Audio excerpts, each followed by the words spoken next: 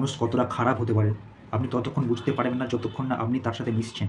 তো এই কথাটা বলার কারণ এটাই যে আমি একটা মোবাইল দোকানে কাজ করতাম, মোবাইল সেলসের দোকানে, যেখানে থেকে আমার মোবাইল সেল করতে হতো।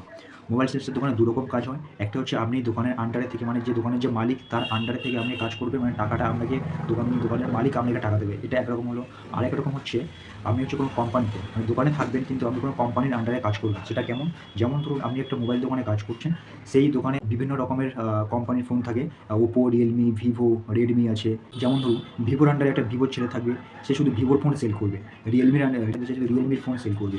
ওপোর একটা ছেলে থাকবে, সে শুধু ওপোর ফোন সেল করবে। ভিভোতে করলে টাকাটা সে ভিভো থেকে তাকে দেবে, বা রিয়েলমি থেকে কাজ করছে, রিয়েলমি থেকে তাকে টাকাটা দেওয়া হবে। কিন্তু যখন আপনি হচ্ছে কোনো দোকানে থেকে কাজ করবেন দোকানের স্টাফ হিসেবে, তখন টাকাটা আপনাকে কোনো কোম্পানি দেবে না, তখন টাকাটা আপনাকে দেবে দোকান মালিক।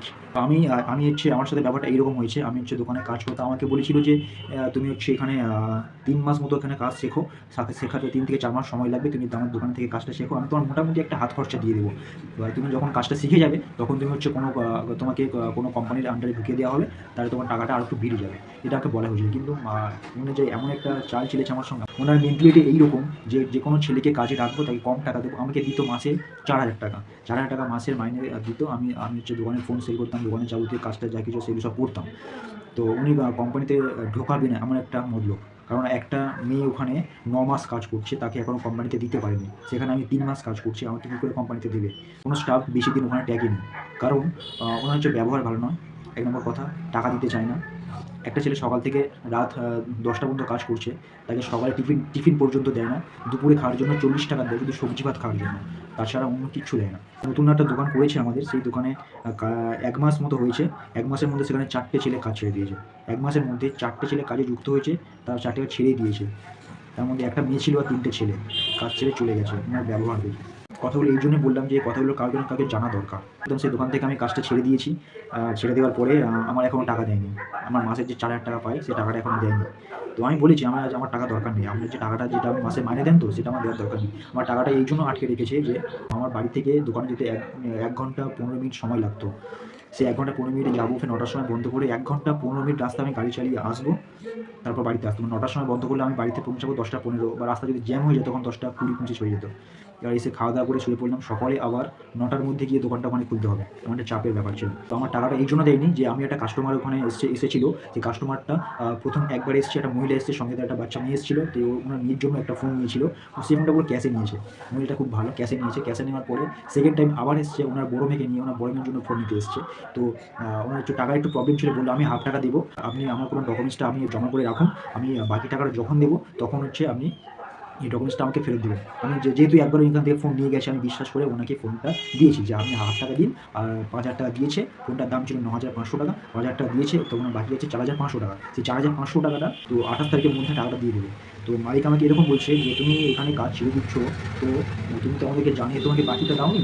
আমি বললাম দাদা জানিয়ে দিইনি ঠিক আছে, কিন্তু একটা কাস্টমার চলে যাবে, কাস্টমারটা একবার এখানে এসেছিল, এমন নয় যে কাস্টমারটা ফার্স্ট কাস্টমার আমি তাকে বাকি দিয়েছি, তেমন। তো আমি তাদেরকে বললাম যে উনি তো মানে এর আগে একবার ফোন নিয়ে গেছে, তো কাস্টমারটা ভালো।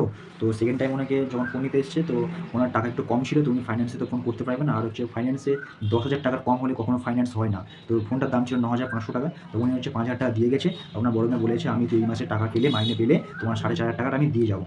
সেই জন্য আমার টাকাটা আটকে গেছে। যে বলছে ওই টাকাটা যতক্ষণ না দিচ্ছে তুমি ততক্ষণ এখান থেকে তোমার টাকা পাবে না, তোমার টাকাটা শোধ করে দিয়ে যেতে হবে। আমি বললাম ঠিক আছে, কাস্টমারটা যখনই আসবে, যখনই টাকা শোধ করে দেবে, তারপরে আমার টাকাটা আপনি দিয়ে দিও, তার আগে আমাকে একটা টাকাও দিতে হবে না। আরেকটা প্রবলেম এটা হয়েছে যে আমি মানে বাড়ি থেকে ওখানে যাওয়ার জন্য যে এতটা রাস্তা আমি জার্নি করে যাচ্ছি, তার জন্য দোকান থেকে আমার একটা ইলেকট্রিক স্কুটি দিয়েছিল। আমি বাড়িতে চার্জ করতাম, পার্টি নিয়ে যেতাম, আনতাম, সেই গাড়িটা আমার বাড়িতে সবসময় থাকতো। তো যখনই আমি কাল থেকে কাজটা ছেড়ে দিয়েছি, তো আমাকে বলেছে গাড়িটা দোকানে দিয়ে আসবে। আমি ঠিক আছে দোকানে দিয়ে আসবো। দোকানে দিয়ে আসতে আমি সকালে বলেছি দিয়ে আসবো, কিন্তু আমি ভাবলাম যে সকালে দিয়ে ঠিক আছে, আমি খাওয়া দাওয়া করে স্নান টান করে দুপুরের দিকে গাড়িটা নিয়ে আর আমাদের যে কাছাকাছি একটা কাউন্টার আছে বারাসাতে, সেখানে গিয়ে দিয়ে আসবো। তো সেখানে আমি সকালে যাবো বলেছি, কিন্তু যাইনি বলে আমাকে মনে হচ্ছে কমসে কম ৫০ থেকে ৫৫ বার আমাকে ফোন করেছে। 3টে ফোন দিয়ে ফোন করেছে, ওই এসএমএস করছে, বলছে যে তুমি গাড়িটা নিয়ে বাড়িতে বসে আছো, আমাদের কাজ আছে, এই আছে সেই আছে, গাড়িটা দিয়ে যাও বলছে। তো গাড়িটা দিয়ে এসেছি। দিয়ে আসার পরে হচ্ছে ওই দোকানের সামনে একটা ফল দোকান আছে। দোকানের সামনে একটা ফল দোকান আছে। ফল দোকানে আমি গাড়িটা দিয়ে এসেছি। দিয়ে আসার পরে ফল দোকানে এমন কি হয়, ফল এমন নয় যে অচেনা কেউ বা ওর সময় কারোর চলে না এমন কোনো ব্যাপার না। অনেক সময় এমন হয়েছে যে দোকানে কেউ নেই, তো ফোন যখন ডেলিভারি করে দিতে আসে তখন ওই দোকানের ডেলিভারি ফোনটা দিয়ে যায়। দিলে সেই দোকান থেকে আমরা দোকানে যে স্টাফ থাকে তারা ফোনটা ওখান থেকে কালেক্ট করে নিয়ে নেয়। এরকম হয়েছে অনেকবার। তো সেই সূত্রে আমি হচ্ছে যেহেতু একটা ঝামেলার মতো হয়েছে বলে সবাইকে উল্টোপাল্টা কথা বলেছে বলার জন্য, তো হচ্ছে চাবিটা আমি ওই ফল দোকানে দিয়ে আর চলে এসেছি। তো ওখান থেকে নিয়ে নেবে। তো আজকে আমাকে বলছে যে আমাদের বাড়ির পাশে একটা দাদা আছে, উনি হচ্ছে ওই দোকানের মালিকের সঙ্গে একটু বন্ধুত্ব মতো আছে। তো উনি ওই বন্ধু মানে আমাদের পাশের বাড়ির যে লোক আছে উনি এসে আমাকে বলছে বলে, তুই যে চাবিটা দোকানে দিয়ে আসিসনি, তো দোকানে দিলে কী হতো?" আমি বললাম, উনি তো মানে অন্য কেউ না, উনি দোকানে অনেকবার কাস্টমার ফোন দিয়ে গেছে, ডেলিভারির জন্য ফোন দিয়ে গেছে, সেখান থেকে আমরা কালেক্ট করে ফোন দোকানে নিয়েছিলাম। তো উনি তো বাইরের কেউ নয়, এমন নয় যে উনি বলবে না, উনি বলেছে। তো আমাকে এমন একটা মিথ্যে কথা বলল যে গাড়িটা সারা রাত মাঠে পড়ে আছে, রাস্তায় গাড়ি দিয়ে চলে এসেছে। আমি রাস্তায় কখনো গাড়ি রাখি না, আর কখনো গাড়ি রাস্তায় রাখা হয় না আমাদের। আমাদের গাড়ি রাখা হয় যেখানে একটা মাঠ আছে, সেখানে সবসময় গাড়ি রাখতাম। যখন এই দোকানে থাকতাম সবসময় গাড়ি রাখতাম। আর সেখানেই আমি গাড়িটা রেখেছি, যেখানে সবসময় গাড়ি রাখা হয়, গাড়ি আমি সেখানেই রেখেছি। কিন্তু উল্টে আমাকে ব্লেম এটাই করছে যে তুমি রাস্তায় গাড়ি রেখে গেছো, সারা রাত গাড়িটা ওখানে পড়ে আছে। আমাদের যা মাল আনার কথা আছে, শুধু আজকে মাল আনার কথা আজকে আছে। এতদিন গাড়িটা ছিল না, কোনো মাল আনার কথা হয়নি। আজকে যখনই কাজটা ছেড়ে দিয়েছি তখনই বলছে আমার মাল আনতে হবে, কাজের প্রেশার আছে, তুমি গাড়িটা নিয়ে বাড়িতে বসে আছো। আরে ভাই, গাড়ি নিয়ে বাড়িতে বসে আছি, আমি তো গাড়ি তোমাকে চালাচ্ছি না, তো আমার গাড়ি আপনাকে আমি দিয়ে আসবো। বলেছি দিয়ে আসবো, ঠিক আছে। সকালে 10টার সময় বলেছি, আমি সেখানে বেলা হয়ে গেছে বলে যাইনি। আমি খাওয়া দাওয়া করে স্নান টান করে দুপুরে গাড়িটা দিয়ে এসেছি।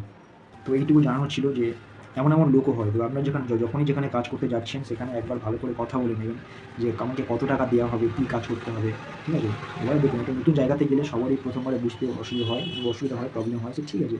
কিন্তু বোঝা তখনই যায়, মানুষকে চেনা তখনই যায় যখন তার আসল পরিচয়, তার সঙ্গে মিশতে যে কথাবার্তাগুলো বলে সেগুলো।